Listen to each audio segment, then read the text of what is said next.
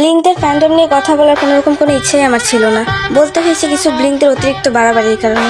আসলে আমার সমস্যা হচ্ছে আমার কথাগুলো কারো মনের মতো হয়, আবার কারো জায়গা মতো লাগে।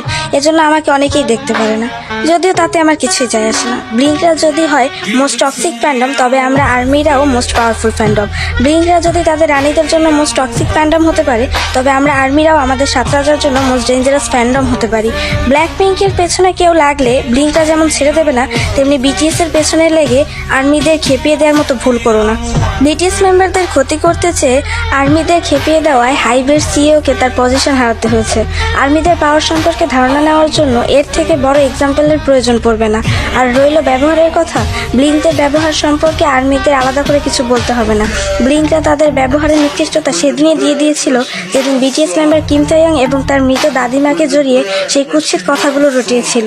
আমরা আর্মিরা আজও ভুলে যাইনি সেই দিনটার কথা, সেই সময়গুলোর কথা, যখন ভি তার প্রাণপ্রিয় দাদিমার মৃত্যু সুখে কাতর, তখন ব্লিঙ্করা তার উপর সেই কুৎসিত অপবাদ দিতে ব্যস্ত।